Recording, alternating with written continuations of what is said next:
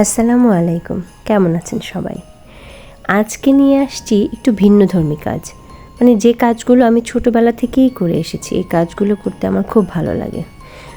Card বানানো। তো বিয়ের আগে প্রতি বছরই আমি এরকম ক্রিসমাস কার্ড বানাতাম।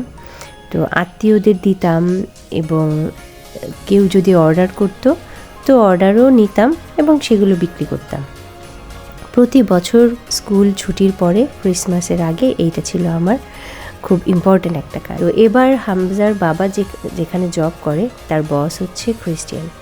তো সামনে ক্রিসমাস, তো তার জন্য আমি আর হামজা মিলে দুটি কার্ড বানালাম। এই দেখেন, এটি আমি বানিয়েছি আর এটি হামজার বানানো কার্ড।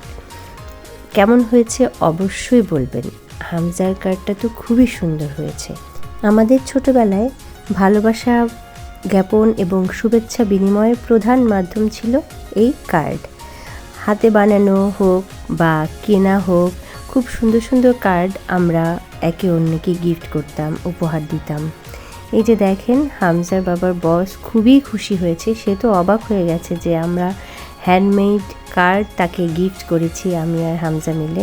এরপরে হামজা বলল, আম্মু আমি রিনি আন্টিদের একটা ক্রিসমাস গিফট দিব। আমি বলছি আচ্ছা ঠিক আছে।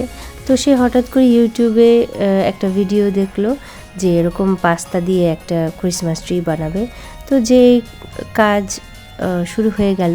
বাসায় একটা ডেট ওভার পাস্তার প্যাকেট ছিল, তো সেইটা দিয়ে সে লেগে পড়লো কাজে। যে দেখেন একে একে জোড়া লাগিয়ে কি সুন্দর বানিয়ে ফেলেছে। এবার তার গিফট দেওয়ার পালা। এখন রিনিদের পরিবারে গিয়ে সে এই গিফটটা দিল। ওরা তো খুবই খুশি, ওরা তো বুঝতেই পারেনি। এই যে দেখেন এখন ম্যাজিক কি সুন্দর হয়েছে, আসলে আমি নিজেই অবাক হয়ে গেছি। এই যে দেখেন, ওয়াও, আসলেই খুব সুন্দর হয়েছে এবং একদম ক্রিসমাস ট্রির মতো লেগেছে। ওরা যে কি খুশি হয়েছে, মানে আসলে বাচ্চাদের কাছ থেকে এত সুন্দর সুন্দর আবার নিজেদের হাতে বানানো উপহার পাওয়ার মধ্যে আনন্দই আলাদা। ওরাও সুন্দর ক্রিসমাস ট্রির পাশে সাজিয়ে রেখেছে, খুব ভালো লাগছিল। আমিও খুব খুশি হয়েছি যে আমার ছেলের হাতে বানানো একটা গিফট পেয়ে ওরাও অনেক খুশি হয়েছে। এই যে দেখেন কি সুন্দর লাগছে, মাশাআল্লাহ। এই যে ফাইনাল লুক।